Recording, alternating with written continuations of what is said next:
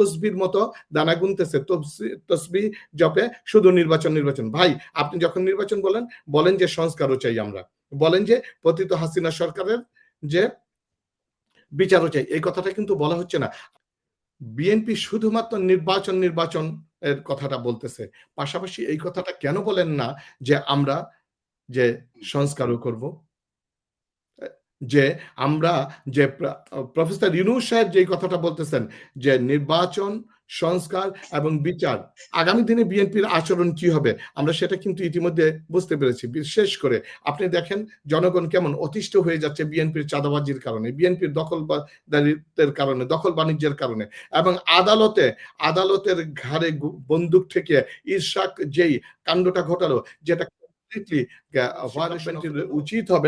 উচিত হবে ভারতীয় কূটনীতিকদেরকে বাংলাদেশে ডেকে এর কৈফিয়ত চাওয়া, কেন বাংলাদেশের ইন্টারনাল অ্যাফেয়ার্সে ভারতীয় সেনা প্রধান এভাবে বক্তব্য দিলেন নির্বাচন বিষয়ে এবং বাইলেটারাল ইস্যুতে। আমি তখনই বলেছি, আমরা কেউ বলিনি এই কথাটা বলা মোটেও ঠিক হবে না। ভাই বললেন যে বিচার হচ্ছে কি হচ্ছে না, 4টা মামলা হয়েছে, বিষয়টা একেবারেই না। বিচার তো হচ্ছে। হাসিনাকে বাংলাদেশে ফেরত নিয়ে আসার জন্য তো নোটিশ জারি হয়েছে। একটা বিচারিক প্রক্রিয়া আপনাকে বুঝতে হবে। বিচার আপনি বললেন একজনকে ধরে নিয়ে আসবে, অনেকগুলো স্টেজ রয়েছে। বিচারের অনেকগুলো স্টেজ রয়েছে, প্রি ট্রায়াল স্টেজ রয়েছে, পোস্ট ট্রায়াল স্টেজ রয়েছে, বিচারিক স্টেজ রয়েছে। একটা ধাপে ধাপে যেতে হবে।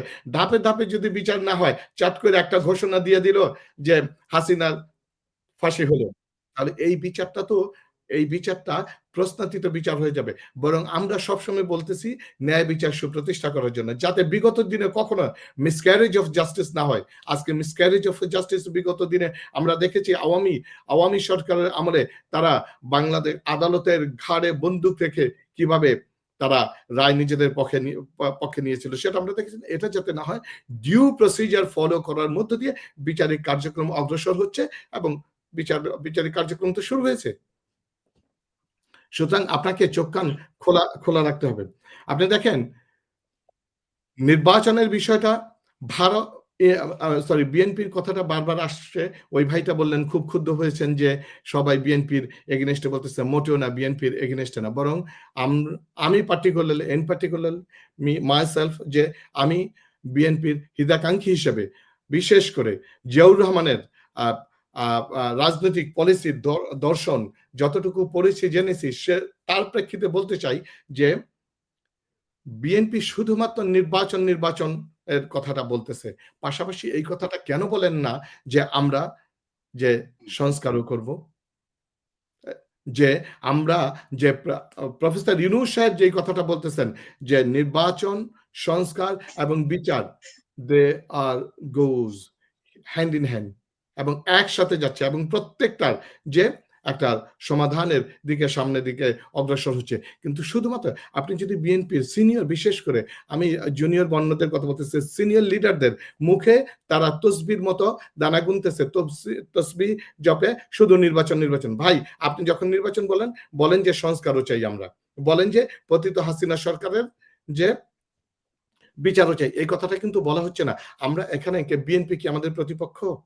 আমরা কি এখানে আমি যে অন্য কোনো পলিটিক্যাল পার্টির পক্ষ এখানে কথা বলতে আসছি?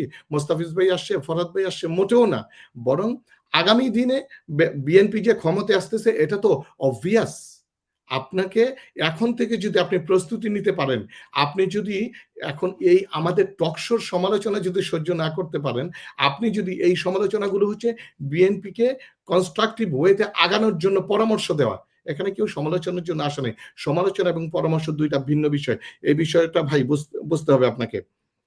আপনি দেখেন আগামী দিনে বিএনপির আচরণ কি হবে আমরা সেটা কিন্তু ইতিমধ্যে বুঝতে পেরেছি। বিশেষ করে আপনি দেখেন জনগণ কেমন অতিষ্ঠ হয়ে যাচ্ছে বিএনপির চাঁদাবাজির কারণে, বিএনপির দখলদারিত্বের কারণে, দখল বাণিজ্যের কারণে, এবং আদালতের ঘাড়ে বন্দুক থেকে ইরশাক যেই কাণ্ডটা ঘটালো, যেটা completely violation of the law, due procedure of law হয়নি, সেটা প্রেক্ষিতে জনগণ কথা এই বিষয়গুলো আগামীতে তারা কেমন সংস্কার, কেমন জুডিশিয়ারি চায়, এটা কিন্তু ক্লিয়ার হয়ে যাচ্ছে।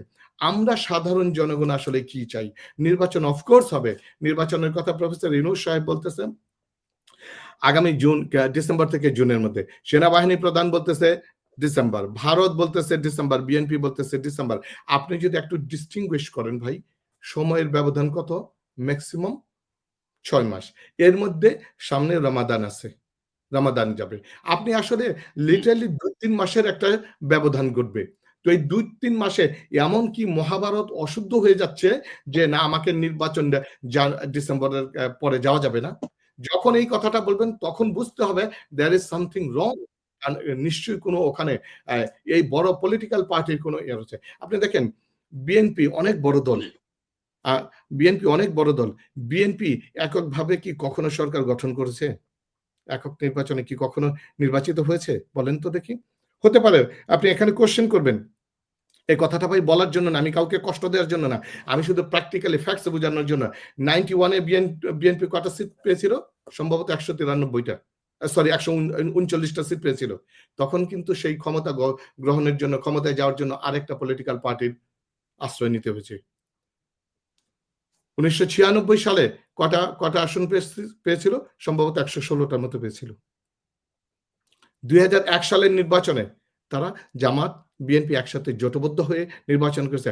আপনাকে ফ্যাক্টস বুঝতে হবে। বিএনপি অনেক বড় রাজনৈতিক দল এবং আমি শেষ করে দিচ্ছি ভাই। বিএনপি আগামী দিনের রাষ্ট্র ক্ষমতায় যাবে এই ব্যাপারে কোনো সন্দেহ নাই। তারা রাষ্ট্র। কিন্তু এই রাষ্ট্র পরিচালনার জন্য আপনার কি প্রস্তুতি রয়েছে? গত এই যে ৭-৮ মাসে তারা শুধু নিজেরা চাঁদাবাজি করে প্রায় ৭০-৮০ জনের মতো খুন হয়ে গেল। আপনার অ্যাকশন কি? হ্যাঁ, তারেক রহমান অনেক চিল্লাচিল্লি করতেছে। ২০০০ এর উপরে লোকজনকে কি বলে বরখাস্ত করেছে। কিন্তু বাংলাদেশে যারা রয়েছে তারা কি করতেছে? তারা শুধু নির্বাচনের তসবিহ জপতেছে। ভাই, আপনাকে বুঝতে হবে আমরা একটা ট্রানজিশনাল পিরিয়ড, এটা খুব ক্রিটিক্যাল একটা সময় পার করতেছি বাংলাদেশ। আমরা যে ভারতীয় আধিপত্যবাদ থেকে মুক্ত হতে চাচ্ছি। আমি একটা কথা একটু বলে নেই। আজকে যেই বিএনপির ভাইরা বলেন, বিএনপি ভাইদেরকে আমি একটু বলতে চাই, আমাদেরকে বিএনপির রাজনীতি করতে হলে, বুঝতে হলে আমার মনে হয় জিয়াউর রহমান সাহেবকে একটু ভালো করে অধ্যয়ন করা দরকার। জিয়াউর রহমান সাহেবকে একটু বুঝতে দরকার। জিয়াউর রহমান সাহেবের নাম বিক্রি করে আপনারা যারা রাজনীতি করতেছেন তার দর্শনটা বুঝতে হবে। জিয়াউর রহমানের দর্শনটা কি ছিল? জিয়াউর রহমানের দর্শনকে যদি রাজনৈতিক পলিটিক্যাল আইডিওলজি যদি বলি, আমরা এক লাইনে বলতে পারি অ্যান্টি ইন্ডিয়ান হেজিমনি। ভারতীয় আধিপত্যবাদ থেকে বের হওয়ার জন্য জিয়াউর রহমান রাজনীতি করেছে এবং জিয়াউর রহমান যে হাসিনা বাংলাদেশে দেশে আসার মাত্র ১৪ দিনের মাথায় তার জীবন দিতে হয়েছে। আপনাকে বুঝতে হবে যে শুধুমাত্র যে জিয়াউর রহমানের রাজনীতি কি ছিল? জিয়াউর রহমানের রাজনীতি ইনক্লুসিভ রাজনীতি ছিল এবং তার ফরেন পলিসি অল্প সময়ের জন্য। Ziaur Rahman was just 38 years, ৩৮ বছর বয়সে প্রেসিডেন্ট হয়ে যে অল্প সময়ের মধ্যে বাংলাদেশকে একটা উন্নত, একটা উচ্চতর অবস্থায় নিয়ে যাওয়ার যে প্রচেষ্টা করেছিলেন, সেটা কিন্তু ভারত তাৎক্ষণিকভাবে বুঝে ফেলছে যে no, he must not be allowed sufficient time. Clear কথা যে জিয়াউর রহমানকে বেশি সময় দেওয়া যাবে, বেশি সময় দেওয়া যায় তাহলে ভারতীয় গ্রিপ থেকে বের হয়ে যাবে। এক্স্যাক্টলি প্রফেসর ইউনুস কিন্তু ঠিক সেম কাজটাই করতেছে, যেটা আপনি যদি এভাবে আমি বলতে চাই, প্রফেসর কি বলে জিয়াউর রহমানের যে পলিটিক্যাল আদর্শ, যে রাজনৈতিক আদর্শ, সেটা কিন্তু প্রফেসর ইউনুস বাস্তবায়ন করতেছে ভারতীয় আধিপত্যবাদ থেকে বেরিয়ে আসার মধ্য দিয়ে। আমি সর্বশেষ যেই কথাটা বলি যে আপনার জিয়াউর রহমানকে কারা হত্যা করেছিল? কেন হত্যা করেছিল? কোন সময় হত্যা করেছিল? কখন হত্যা করা হয়েছিল? এই প্রশ্নের উত্তরগুলো যেই ভাইরা বিএনপির কথা বললে যে অনেক সময় মনে করে যে আমরা বিএনপিকে সমালোচনা করতেছি, তা না। তাদের জন্য এই কোয়েশ্চেন গুলো। আপনি একটু বুঝেন, একটু জানেন। পরিশেষে যে আসেন যে প্রফেসর ইউনুস বারবার একটা কথা বলতেছে, আমরা একটা সময়ের মধ্যে এসেছি যেই বাংলাদেশে যদি সংস্কার এইবার যদি না হয়, কশ্চিনকালে বাংলাদেশের সংস্কার হবে না। ২-৪ জন ভাইরা, তাহলে আপনি কেন যে বিএনপির বড় সিনিয়র লিডারদের মুখে লাগাম থাকবে না? তারা বলতেছে যে সংস্কার করার আপনি কে, সংস্কার আমি গিয়ে করব। আরে ভাই, আরেকটা বিষয় হচ্ছে যে নির্বাচন তারিখ ঘোষণা করার, এটা তো নির্বাচন কমিশন ঘোষণা করবে। নির্বাচন কমিশন ঘোষণা করবে নির্বাচনের তারিখ। হ্যাঁ, বলতে পারেন যে তারা একটা গভর্নমেন্টের সাথে আলোচনার মধ্য দিয়ে। ভাই, বাংলাদেশে এই যে ১৪০০ মানুষের যে আত্মাহুতি, শাহাদাত, যে রক্ত, অসংখ্য পঙ্গুদের শুধুমাত্র কি একটা নির্বাচনের জন্যই? নির্বাচন তো হাসিনা ৩টা নির্বাচন করেছিল। শেষ করতে হবে, ৩টা নির্বাচন করেছিল।